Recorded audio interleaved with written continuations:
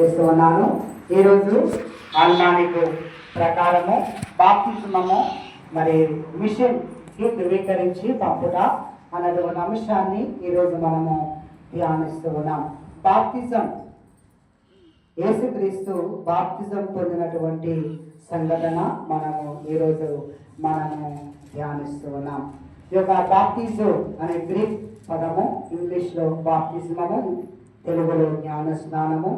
ఇలా బాప్తిజమము మరి ఈ యొక్క శుభ్రపరచుట, ముంచుట, తిరిగి లేచుట. చాకలి వాళ్ళను మనము చూసినట్లయితే వాళ్ళు బట్టలు ఏం చేస్తారు, నీళ్ళలో ముంచుతారు, తీస్తారు. మనం కూడా ఆ బట్టలు ఉతుకుతున్నటువంటి సమయాలలో మనము తీస్తాము. శుభ్రపరచుట. ఇప్పుడు స్నానం చేసిన వాళ్ళు ఎలా ఉంటారు? శుభ్రంగా ఉంటారు. స్నానం చేయని వాళ్ళు ఎలా ఉంటారు? మురికిగా ఉంటారు. చెమటంతా వాసన తోని, మురికి బట్టల తోని వారు ఉంటారు. అలాగే బాప్తిజము పొందిన వాళ్ళు కూడా ఒకలాగా ఉంటారు. బాప్తిజము పొందని వాళ్ళ జీవితము కూడా ఒకలాగా ఉండడము మనము చూస్తూ ఉన్నాము. ఈ యొక్క బాప్తిస్మ యోహాను యోర్దాను నదిలో బాప్తిజం ఇచ్చుచున్నటువంటి సమయంలో యేసు ప్రభువు కూడా గలిలయ నుండి ఈ యొక్క యోర్దాను నది బాప్తిస్మ యోహాను ఉన్నటువంటి ఆ యొక్క స్థలానికి తను వస్తున్నటువంటి సమయంలో బాప్తిస్మ యోహాను యేసు ప్రభువుని నివారింప చూశాడు.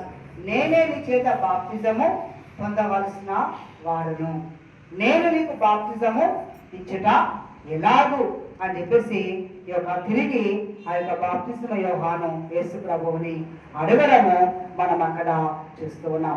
అంటే ఆయన నేను నీటితో బాప్తిజం ఇచ్చుచున్నాను అంటే మత్తయి సువార్త 3వ అధ్యాయము 11వ వచనాన్ని మనం చూస్తే ఈ బాప్తిజం ఇచ్చే యోహాను ఇచ్చేటువంటి బాప్తిజం ఎలాంటిదంటే కేవలము మారు మనస్సుకు సిద్ధపాటు చేసేది, పరివర్తనకు సిద్ధపాటు చేసేది. అందుకే నేను నీటితో మీకు బాప్తిజమము ఇచ్చుచున్నాను, నా తర్వాత శక్తివంతుడు రానున్నాడు, ఆయన పరిశుద్ధాత్మతోను అగ్నితోను మీకు బాప్తిజం ఇస్తాడు అని చెప్పేసి అక్కడ జ్ఞాపకం చేస్తాడు. అంటే ఒరిజినల్ బాప్తిజమము యేసుక్రీస్తు ద్వారా కలుగుతుంది అని చెప్పేసి అక్కడ మనకు జ్ఞాపకం చేస్తున్నారు. అంటే బాప్తిస్మ యోహాను ప్రభు మార్గాన్ని సిద్ధపరచడానికి ఆయన వచ్చాడు కనుక ఈ యొక్క కేవలము నీటితో మీకు బాప్తిజం ఇస్తున్నా,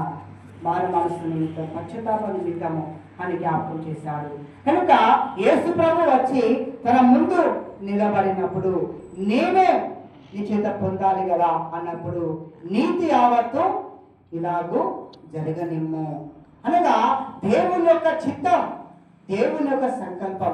అంటే యేసుక్రీస్తు పరిశుద్ధుడు, దేవుని యొక్క కుమారుడు, ఆయనలో ఏ పాపము కూడా లేదు. మరి ఎందుకు బాప్తిజం తీసుకోవాలి ఆయన అంటే యూదులు అనేటువంటి వాళ్ళు తప్పనిసరిగా ఈ యొక్క ధర్మశాస్త్రాన్ని, ఆ యొక్క మతాచారాలను యేసు ప్రభువు గౌరవించాడు, వాటన్నిటిని కూడా పాటిస్తున్నాడు. ఒక మానవుడుగా మనందరికీ మాదిరిని ఆయన చూపిస్తూ ఉన్నాడు.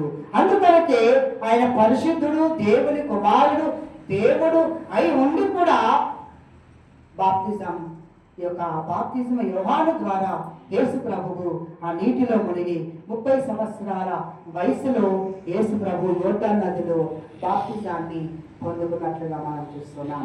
బాప్తిజాన్ని పొందుకొని ఆయన ఒడ్డుకు వస్తున్నటువంటి సమయంలో ఆకాశము